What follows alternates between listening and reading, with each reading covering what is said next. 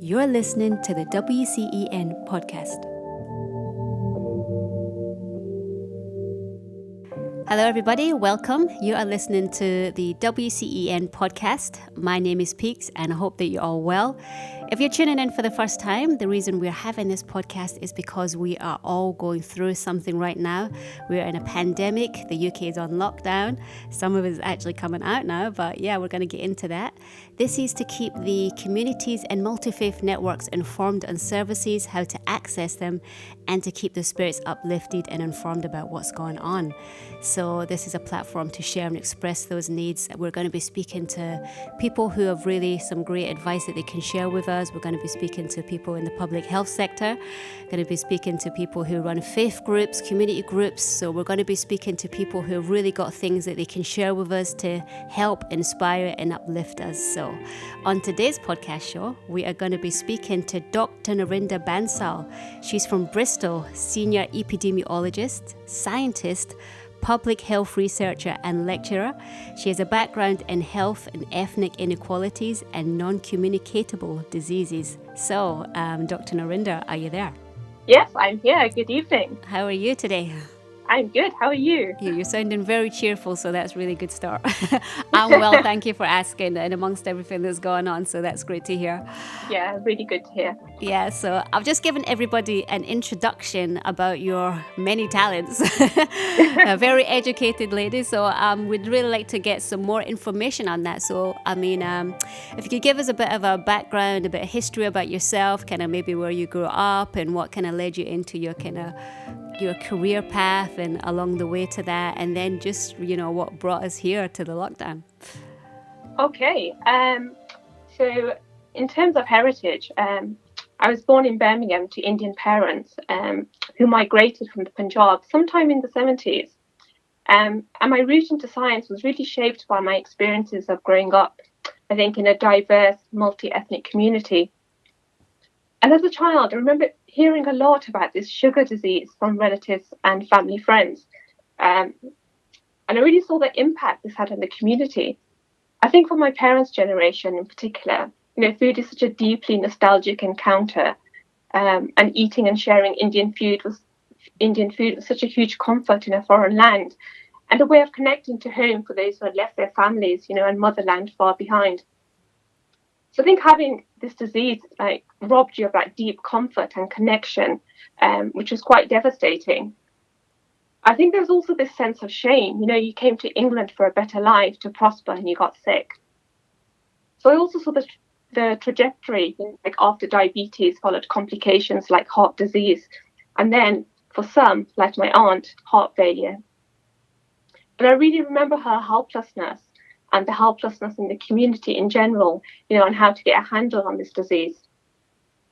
Anyway, I decided when I was about 8 that I wanted to help find a cure for diabetes. I think already by then I could see that this was quite a complex issue, having seen firsthand the effects of migration stress on communities, the challenges of acculturation, discrimination, the lack of opportunities to engage in positive health behaviors like physical exercise, self-care and well-being. And anyway, as I got older, I continued to be fascinated by the complexity of chronic diseases, particularly the link between ethnicity, cardiovascular and metabolic disease. So when, after my undergrad, given the choice between researching cardiac myocytes, like in a lab PhD, and researching the epidemiology of diabetes and cardiovascular disease, I picked the latter and wrote a research proposal, and then subsequently won a scholarship from the Medical Research Council to study the early life origins of risk factors for diabetes in a multi-ethnic cohort in Manchester. So that's my journey into science in a nutshell. Wow. That's quite a story. I mean, a lot of people do get into things because of what they see kind of growing up and everything like that. How did you use what you kind of saw as you were growing up and from family members going through these kind of diseases and things like that? How did you kind of, maybe even compare your studies in a lecture room or in university compared to what you were seeing? Was there kind of a difference, and did they help? I think it's really helpful because it gives you, to see the experiences in the community, because it gives you a more nuanced understanding of the complications. Like at university, we tend to look at things, in terms of biomarkers, and then ethnicity is sort of thrown into the mix. But it's quite difficult to explain to somebody, the complexities of ethnicity, and especially in terms of the relationship between ethnicity and health and illness. So I think having those experiences really helped me appreciate the complexity of the relationship. In terms of you're still a lecturer now, how is that working now? Obviously, I think we're like eight weeks into going into like 8 weeks into this lockdown now. Yeah. Depending on where you are now, some parts of the UK are kind of seeing a little bit of a shift, but not too much. Just depending on kind of what your kind of career path is and stuff. But for yourself, Okay. in your kind of current work, what's kind of happened to you during the course of this lockdown? Because as you said, you wear kind of like many hats. So if you could tell us a bit about what you were doing just before it happened, and then kind of how it's kind of affecting you now. Yeah. So at the moment in Bristol, I'm mostly doing research. So juggling a few research projects and also papers from previous previous projects, sort of like piled up, ready to write up. But yeah, so I think I was just sort of busy working away on my research, and I thought the transition initially was quite smooth to working from home, until I realised that actually it's quite difficult trying to work during a crisis. I think, particularly as an epidemiologist, because you sort of want to stay informed with what's going on, and there's also, it's such a great opportunity to do COVID-related research. And then I have all these ideas, and then I realised I don't actually have the time and energy to see them through. But it is such a great time for collaboration, because so many people will have similar ideas, so many other researchers, and it's a great time to get together, because imagine everybody's distracted trying to complete, the projects that they were already doing before lockdown, as well as trying to do COVID-related research. During this, as you said, a unique time. I mean, you say so you're an epidemiologist and a scientist, and you also work in non-communicable diseases. So could you give us a little bit more insight into what that kind of means for people who are maybe obviously not in that kind of field? Sure, yeah. So the focus of my work over the past few years has really been on generating evidence to help us understand, monitor, and address ethnic inequalities in health and illness. So really helping to fill the data gaps on the health of BME groups in a wide range of priority health areas. So I started with diabetes and cardiovascular disease. I did bits of work on maternal and child health, and really exploring the relationship between maternal and child health and cardiovascular disease. Then I did a bit of work looking at cancer rates and breast screening uptake, and found my burning passion in mental health. Although, in terms of determinants, it's really all just part of the same jigsaw. And more recently, my focus and interest has been on engaging with local communities and practitioners to co-produce research with the aim of to create more culturally capable mental health support services for all ethnic groups. So these are services that can meet the needs of a multi-ethnic community. So focusing on BME groups, but thinking more broadly about how the learning from our work with BME communities can help us improve mental health care for everyone. And in that sense, I'm a real fan of multi-sectoral community research, co-production, and citizen science, which is how I met Malik and got involved with WCEN. Yeah, so if you could tell us a bit about, how, because you're obviously from Bristol and WCN is based in Wandsworth in London. So how did you guys kind of get to meet up, and what was it you kind of heard about WCN where you thought, yes, I would like to kind of collaborate on some projects with you, and then if you could tell us a bit more about your work with MHIP also. Yeah, sure. So about 2 years ago, when I moved to Bristol to switch research fields from cardiovascular science to mental health, because this was my new passion. So over the past 24 months, I've been really developing a program of research on ethnicity and mental health, and developing community networks and collaborations to do properly co-produced research. And a mutual colleague, Sashi, suggested I meet Malik. And he said, you guys think alike. You should definitely meet up. Yeah. And he told me about the plans for the Ethnicity and Mental Health Improvement Project at Wandsworth. And I think this was just before the conference, when the project was launched in October last year. Yeah. And it all sounded... Oh, yeah, sorry. I was going to say the HOBV. Yeah, is that right? Yeah. Yes. Yeah. Healing Our Broken Village. Yes, Yeah. that's right. Yeah. And it all sounded so wonderful and actually too good to be true. So I had to come and see for myself. And was all your expectations met? Yeah, absolutely. Because it was just all totally in sync with everything that, I've been trying to slowly establish in Bristol. It takes such a long time to develop community networks and develop trust and, to get people together to co-produce research. So I came to the conference and I met Malik, and the rest is history, really. So the ethnicity, I saw immediately how WCEN was well placed to test a whole system approach to intervention. And of course, I welcomed the invitation to get involved with the project. Yeah, so just a bit of a background to the project. EMIP was commissioned by South West London and St George's Trust to develop and implement interventions to reduce ethnic inequalities in service access, experience and outcomes. And in terms of my involvement, I analysed and wrote up the findings from the multi-stakeholder focus groups. So these groups included a wide range of stakeholders, including faith groups, young people, people from several BME groups, the Hindu community, Somali community, the African community, service users, people who had lived experiences of mental ill health, and also people from services, so managers and frontline clinical staff. And these focus groups explore the views, perceptions, experiences of these groups on, what are the challenges in providing appropriate mental health services for BME communities. And they also encourage participants to really think out of the box and come up with a wish list of solutions to these challenges. So I think what was really great about this work, apart from bringing together a wide range of voices from inside and outside services, was really this bit about coming up with ideal solutions and reimagining what good mental health services would work for you. What do good mental health services look like? What are the key features and characteristics? In an ideal world, what kind of service would work for you? Going through all that data, I mean, how did you kind of approach it?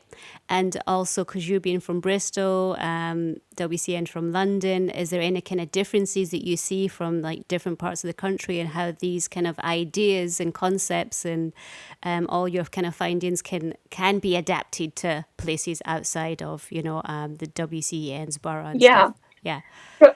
So I'm quite familiar with the literature on ethnicity and mental health. And it was quite interesting. When I carried out a thematic analysis, so what you do is just pull together all the findings from the focus groups and the transcripts, and then you start pulling out key themes and then seeing how these themes overlap. And then what that leaves you with in the end are just really prominent themes. And what I found was that actually we were finding the same things that have been reported over the past few decades from all over the UK, and similar things that I'd found when I did my community consultation workshops here in Bristol, in terms of, what the challenges are. And these voices, these experiences from service users, from outside services and also from inside services. So in terms of the challenges, we pretty much saw the same thing that we've been seeing for a very long time. Yeah, and if you could give us some of the things that's kind of been highlighted, before this kind of lockdown happened, what's some of the things that was highlighted to you, maybe from these people who put their ideas forward about what they'd like to see in terms of services, and kind of what we're seeing now, because obviously looking at the stats and the findings about how this pandemic is kind of unfolding, there seems to be inequalities in the BME groups. So, Yeah. I mean, was that kind of like a surprise to you as a researcher and stuff, or did you see, I think this is going to kind of develop where these kind of things you can maybe see play out in terms of it being unequal to the stats that's coming in now to the BME groups, it's not really a surprise to you. Is that kind of how you kind of see it, or how this pandemic is kind of unfolding? Yeah. So in terms of like the findings from the focus groups, what was really clear from the data was that a dual approach to intervention was needed. One that addressed the barriers and difficulties in the community that are really well known, like stigma and low mental health literacy, and also identified barriers in services and things that needed improving, such as low cultural knowledge in services, the high level of stereotyping and racial bias, the lack of choice in treatment options, the overuse of coercive treatment in BME groups, the lack of BME mental health staff, especially in senior positions in mental health services, and general low cultural competence in services. In terms of the high numbers of BME communities who have been affected by COVID, I think, I wasn't surprised at all.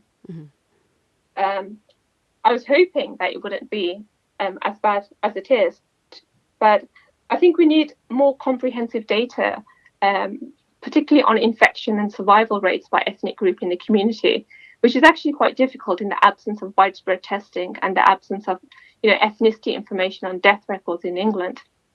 But there's two things to consider here.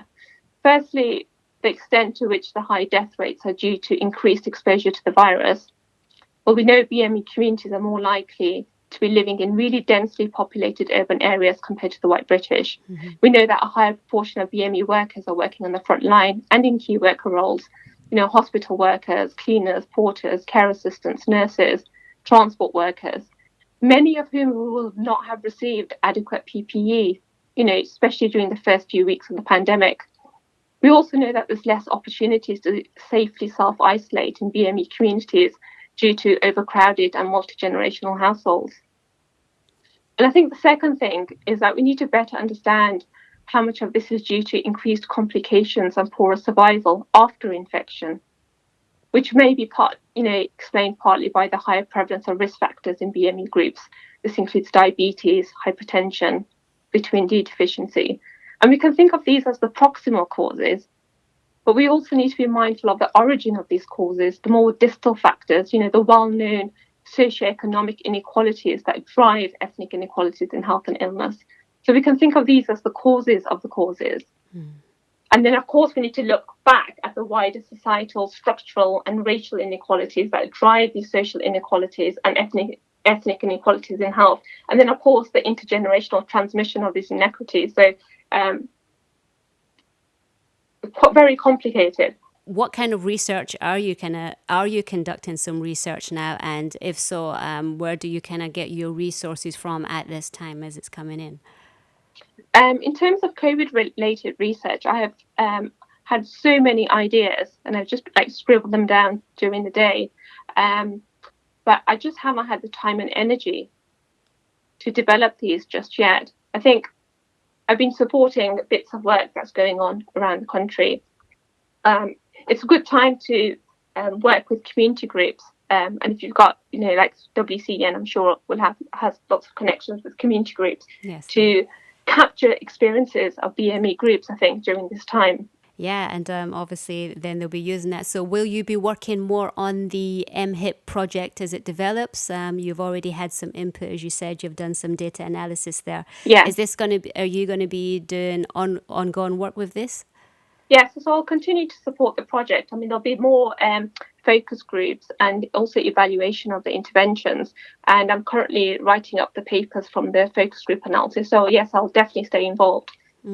So in regards to the impact that this pandemic is actually having on the BME and the BAME community, it's coming to light that, the higher proportion is being affected by it in terms of obviously they're working on the front lines and there's a higher death rate, and also the mental health impact that's going to create, especially when we come out of this lockdown and people start accessing services now. So in terms of that, I mean, how do you kind of see the implications of that in terms of people accessing mental health and what they're kind of going through at this time? Yeah, so this is a huge concern because we know that mental health services were stretched before the pandemic. And of course, we can expect that the need will have increased considerably over the past few weeks. So I think in terms of mainstream services, we need an immediate injection of funding and resources to ensure that these services are not overwhelmed in the coming weeks and months.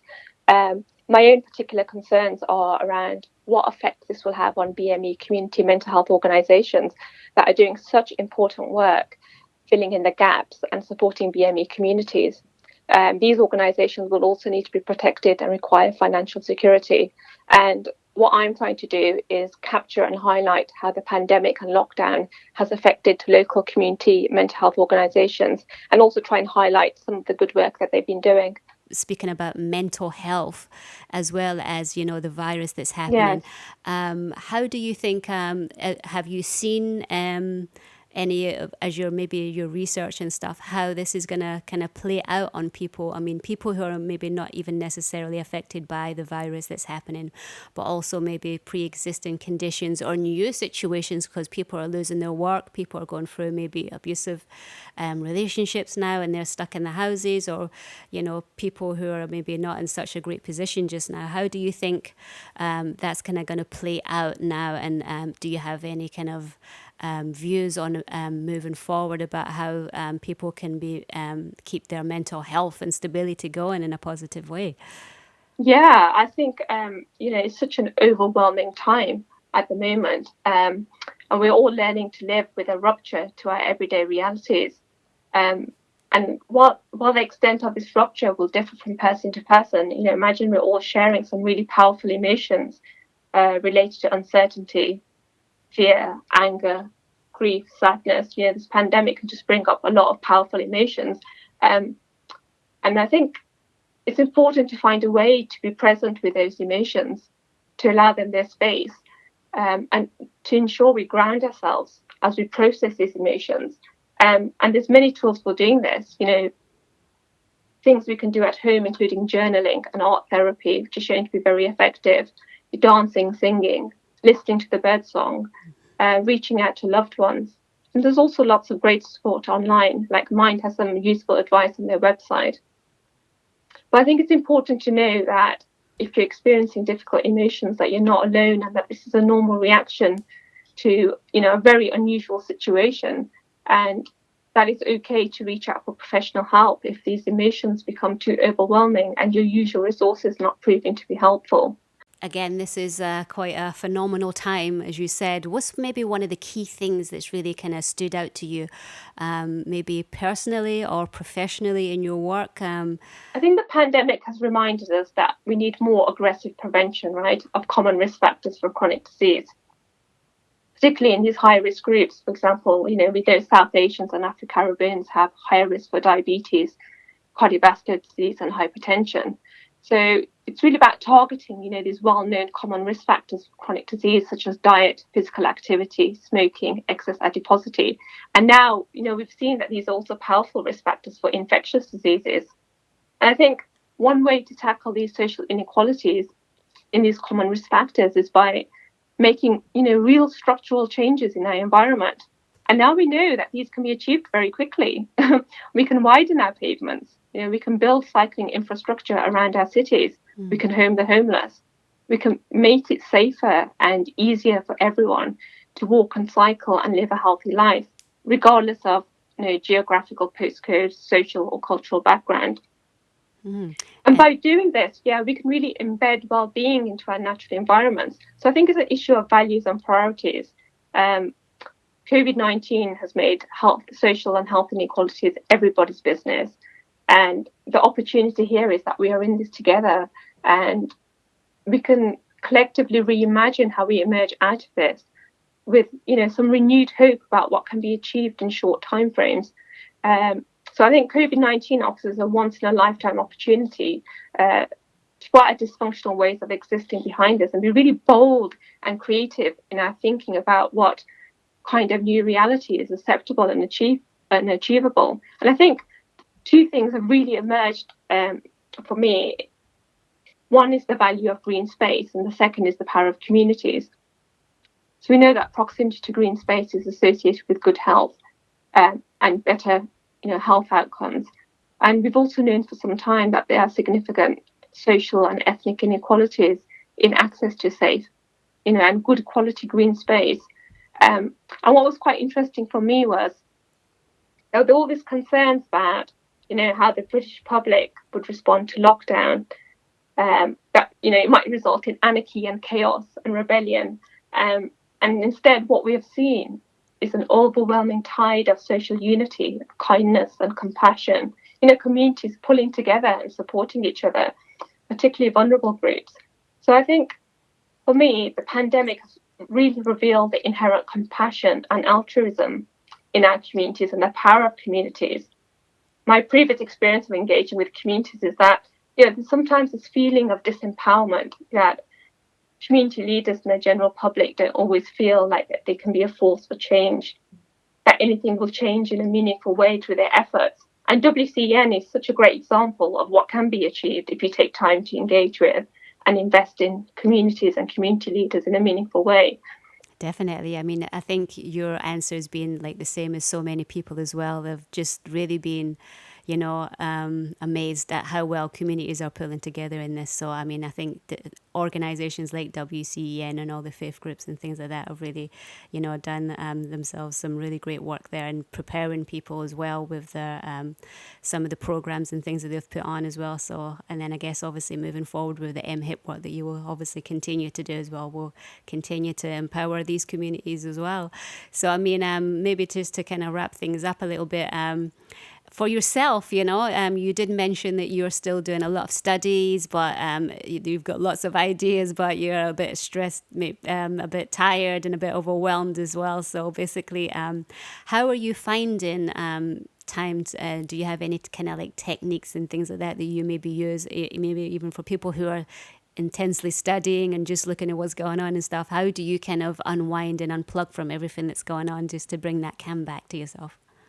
Yeah, so I jump on my bicycle. And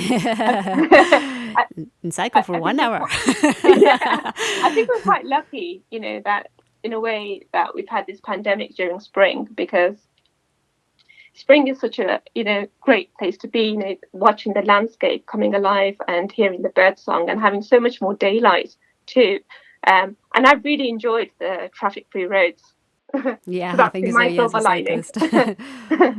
All right. So, so, I mean, is there anything else that you'd like to say upon closing that maybe you've seen? And maybe as we come out of this, I mean, do you have any hopes for something you think would you like to see implemented, or what you'd like to see stay that's been maybe in a positive light that you've seen through all this? I think it's important for everyone to bring an attitude of gentleness and curiosity, to this uncertainty that we find ourselves in. Like, our old ways of seeing and doing have been disrupted, and people keep talking about, I hope you don't go back to normal, but I don't think there is any going back to the before. I don't think there is any normal to return to. And there will undoubtedly be pressures to pull us back to the dysfunctional structures and ways of living that governed our societies before. But I really do think perspectives have changed, and we have a choice about how we engage with this uncertainty and move forward more consciously towards a more equitable, healthier and fairer society. I think that's what I would like to see. Thank you so much for your time, and hopefully, you'll be hearing more bird songs and getting on your cycle without all the restrictions very soon. So thank you for taking some time out and leaving with all that kind of information that you have. So thank you. It's a pleasure. Thank you. Stay safe and have a good evening. You too. Take care. Take care. Thank you. Bye. So that was Dr. Narinder Bansal. Thank you so much for all the insight that you gave us into what's going on from your perspective. And so that was the show. I hope you guys enjoyed it. If you'd like to find out more information, leave any feedback, tips or experiences, then please contact us on info@wcen.org.uk or leave us a comment down below. If you want to check out the website, you can sign up to the newsletter and find out some of the latest blogs and information on there on www.wcen.co.uk. If you want to find out the latest government and healthcare guidelines, the best place to go to is wcen.org.uk. www.gov.uk or www.wandsworth.gov.uk. If you found value in this, please like, share, and subscribe, and we'll see you on the next show. Stay safe, stay well, and take care of yourselves. Thank you for tuning in.